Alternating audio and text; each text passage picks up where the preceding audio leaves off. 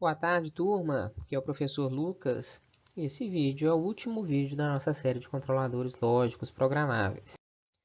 Nele nós vamos abordar os temporizadores em cascata, que é o último assunto que nós programamos para esse semestre. Lembrando que combinação de temporizadores e contadores nós estamos vendo na resolução de exercícios. Eu trago para vocês aqui, nosso primeiro exemplo de cara de um temporizador em cascata.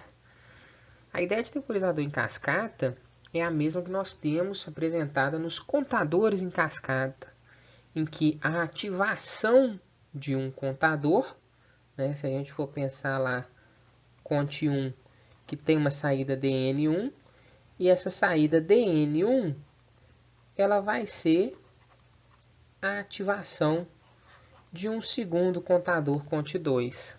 Tá? Então a gente traz essa ideia para dentro de temporizadores. Percebam aqui que eu tenho um sisteminha simples de ligação no meu primeiro degrau de ladder, com botão de desliga, já que ele é normalmente fechado, e o meu botão de liga, normalmente aberto. Isso aí para ligar um motor M1. Observem que depois que M1 é ligado, eu tenho um temporizador de retardo para ligar.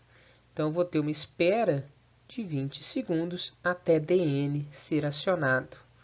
Depois que DN é acionado do temporizador 1, eu ligo o M2, ou seja, 20 segundos depois do primeiro motor ligar, o segundo motor liga. Percebam na nossa quarta linha do diagrama ladder, no nosso quarto degrau, que a entrada do temporizador 2 é a saída do primeiro temporizador.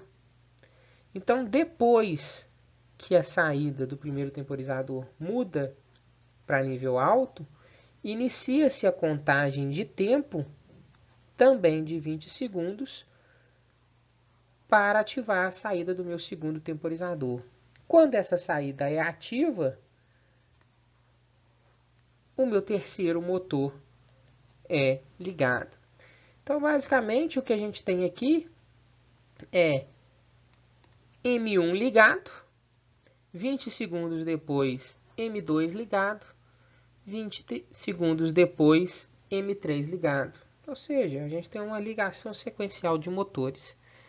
Percebam que essa ligação sequencial de motores ela é a prova de falhas. Um motor só vai ligar depois do tempo do anterior ter sido transcorrido.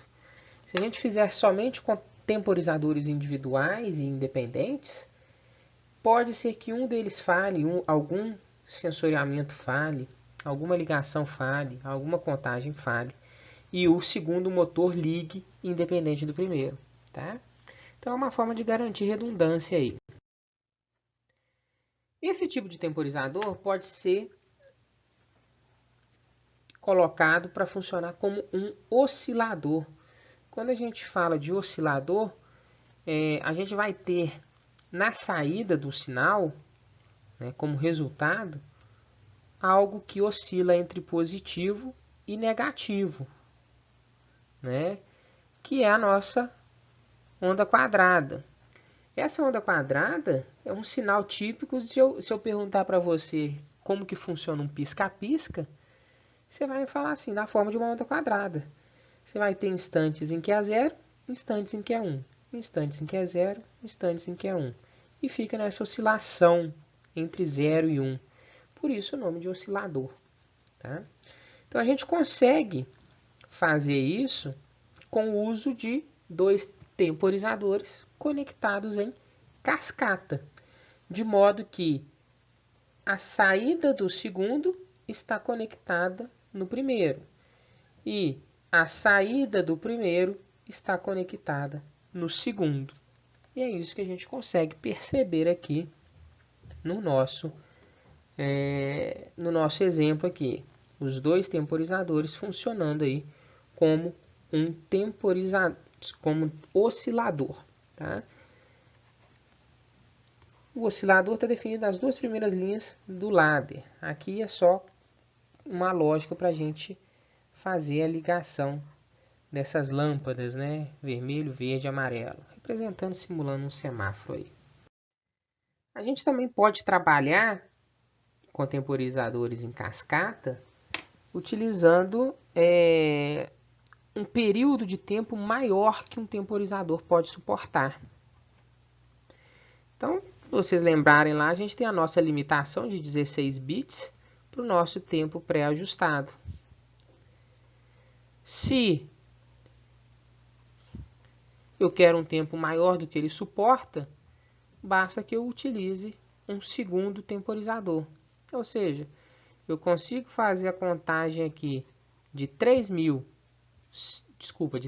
segundos, e quando a contagem de 30.000 segundos for finalizada e a minha saída for para nível alto, eu inicio uma contagem de mais 12.000 segundos, né? Então, quando a gente tem um período de tempo muito prolongado que um temporizador somente não dá conta, né? É o exemplo básico que nós usamos para o contador, quando o nosso aluno é de contador. Quando eu queria fazer uma contagem que excedia o limite de um contador, eu ligava um segundo contador em cascata, tá? Mais um exemplo para a gente aqui. Nesse exemplo a gente tem um controle de semáforo, tá? Um semáforo de uma única via, tá bom?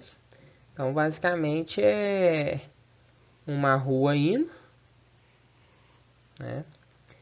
E pode ser para travessia de pedestres, né? Então, em algum momento, o trânsito precisa ser interrompido aqui e aqui para os pedestres atravessarem, tá bom? 3 temporizadores, um vai se referir a cada um dos semáforos.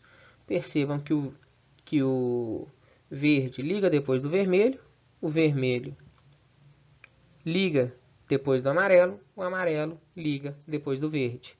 Né? E a gente consegue ter isso aqui nessa ordem, nessa lógica, na sequência, e se a gente observar a entrada de cada temporizador, tá bom? E o último exemplo que eu trago para vocês é um exemplo de controle de tráfego também, só que agora a gente está falando de um controle de tráfego de duas vias, né? Mais ou menos uma ideia de cruzamento aqui, que a gente vai ter pessoas vindo nesses dois sentidos aqui. E a gente precisa controlar isso daí, né? Com a ideia de que eles não podem cruzar, né? Eles não podem se cruzar, tá? Tipo assim, quem tá vindo não podem convergir, senão vai dar BO aqui, tá bom? Então perceba aqui, ó, que a ideia dos nossos temporizadores, tá?